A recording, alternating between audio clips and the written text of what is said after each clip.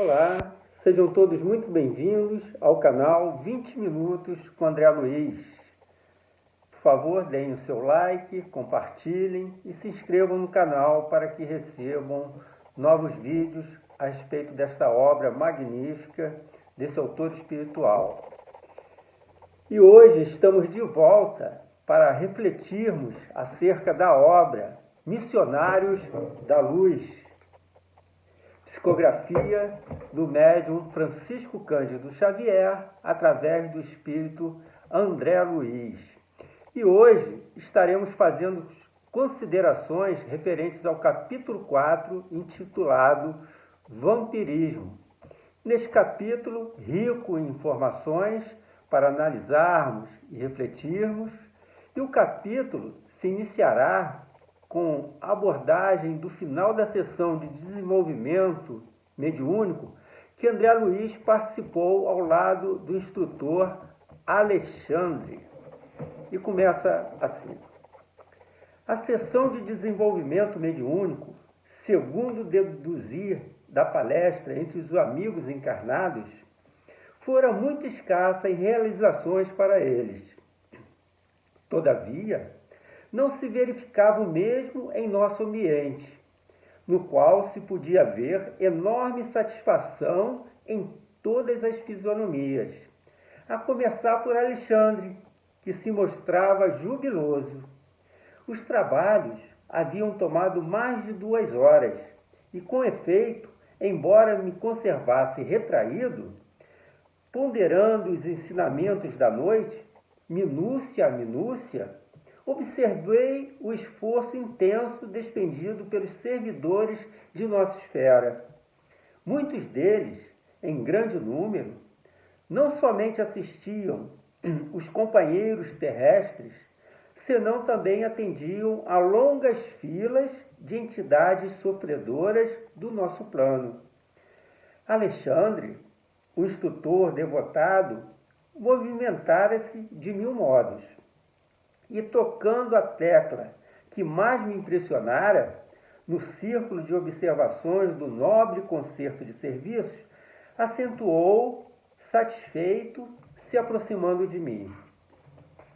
Graças ao Senhor, tivemos uma noite feliz. Muito trabalho contra o vampirismo. Era o vampirismo a tese que me preocupava. Vir os mais estranhos bacilos de natureza psíquica, completamente desconhecidos na microbiologia mais avançada. Então, vemos aqui que, para o plano espiritual, o trabalho foi produtivo e nos mostra ainda que entidades sofredoras foram ali parar, auxiliadas e atendidas, né? E o plano espiritual, por sua vez, atendia às necessidades dos espíritos inferiores encarnados que ali estavam na mesa. E como o escritor Alexandre colocou no capítulo passado, referindo-se a essas entidades como crianças que são naturalmente ajudadas dentro das possibilidades do plano espiritual. E a maior preocupação de André Luiz estava concentrada na tese do vampirismo. E todas aquelas larvas descritas por ele como os mais estranhos bacilos de natureza psíquica, completamente desconhecidos da microbiologia avançada. E André Luiz, diante daquele quadro que o benfeitor Alexandre apresentava, era completamente inédito para ele, como médico. E André Luiz continua. Sem nos referirmos aos morcegos sugadores, o vampiro entre os homens e o fantasma dos mortos que se retira do sepulcro alta noite para alimentar-se do sangue dos vivos, não sei quem é o autor de semelhante definição, mas no fundo não está errada.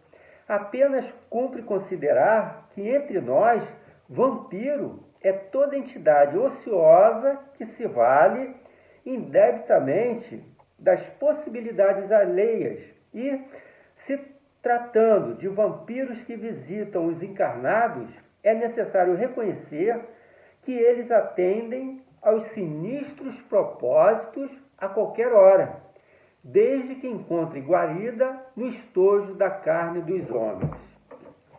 Então, no vampirismo, prática dessas entidades infelizes que vêm se alimentar junto com os encarnados, são irmãos menos esclarecidos, que não conseguem ficar longe dos prazeres da carne, dos vícios como o cigarro, a bebida alcoólica, das drogas, e ficam vampirizando as sensações dos encarnados, que sintonizam com eles nos mesmos gostos.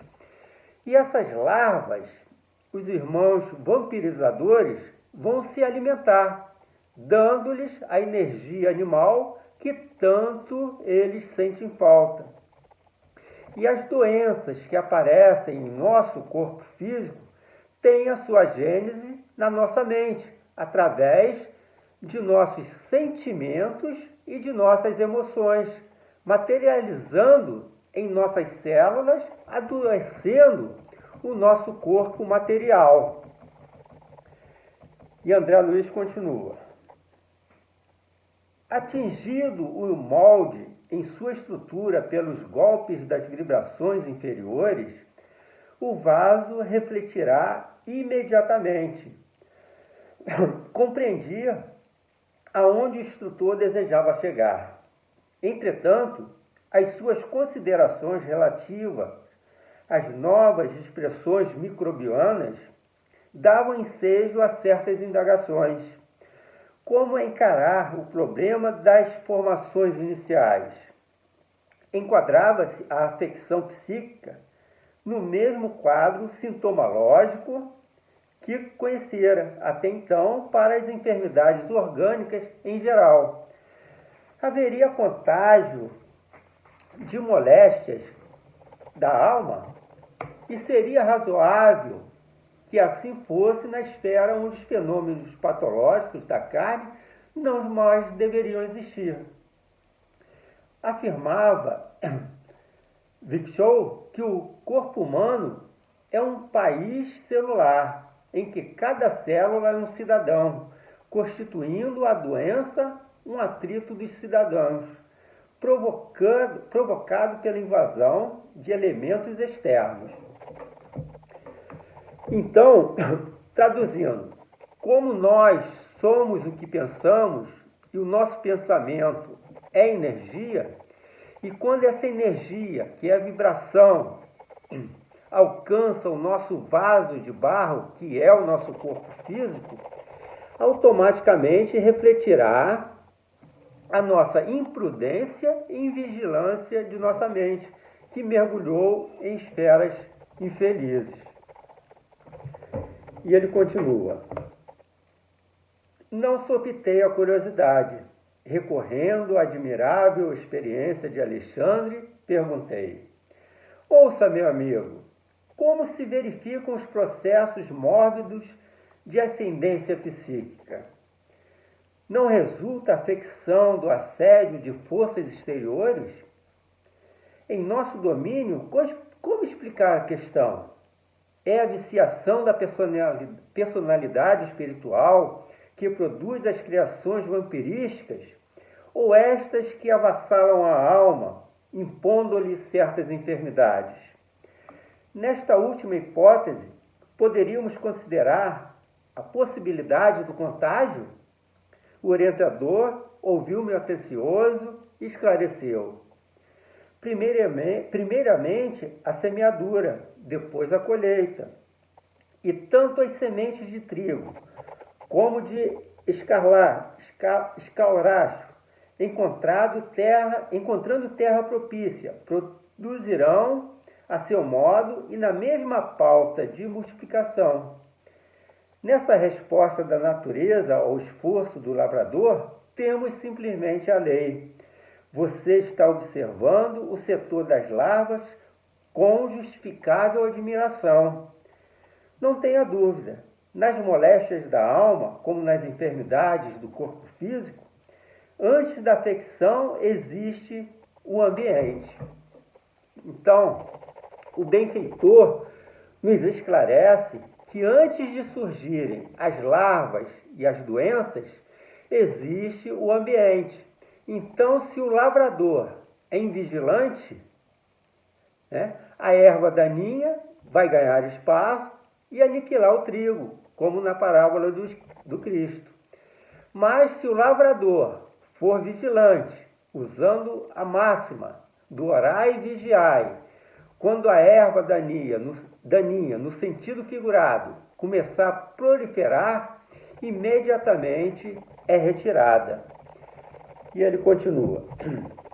As ações produzem efeitos, os sentimentos geram criações, os pensamentos dão origem às formas e consequências de infinitas expressões.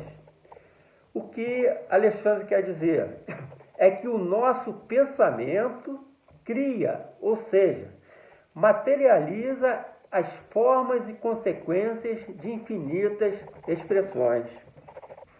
Alexandre continua.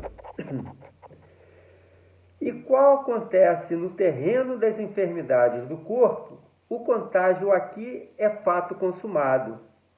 Desde que em previdência ou necessidade de luta estabeleça um ambiente propício entre companheiros do mesmo nível. Naturalmente, no campo da matéria mais grosseira, essa lei funciona com violência, enquanto entre nós se desenvolve com as modificações naturais. Aliás, não pode ser de outro modo, mesmo porque você não ignora que muita gente cultiva a vocação para o abismo.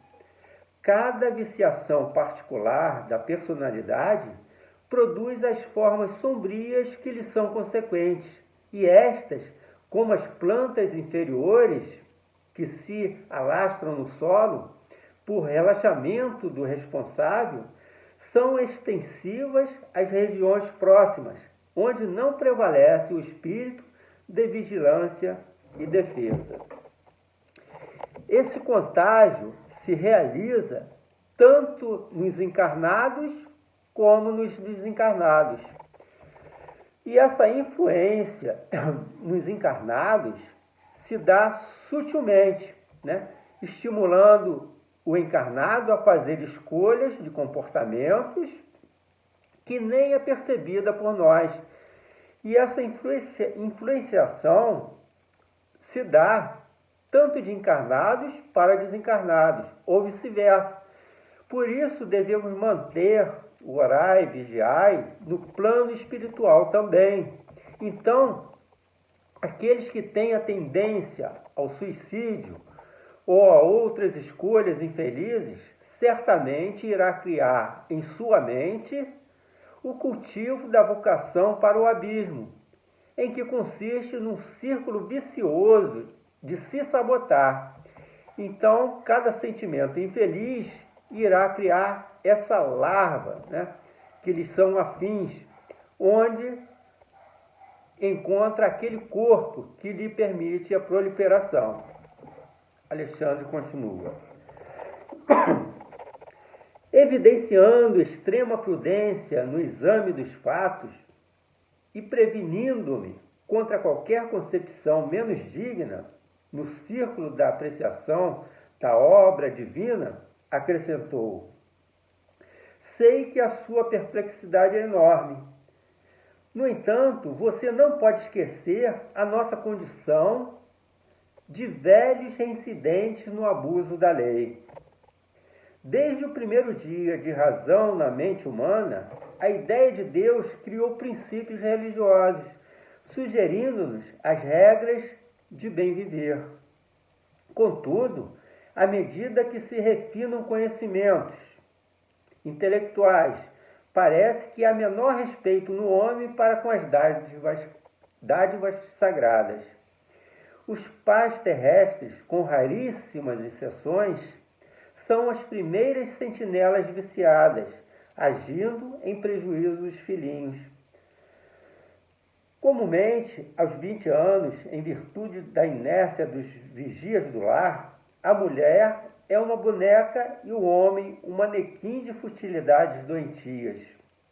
Muito mais interessados nos serviços dos alfaiates que no esclarecimento dos professores alcançando o monte do casamento. Muitas vezes são pessoas excessivamente ignorantes ou demasiadamente desviadas. Cumpre ainda reconhecer que nós mesmos, em todo o curso das experiências terrestres, na maioria das ocasiões fomos campeões do endurecimento e da perversidade contra as nossas próprias forças vitais.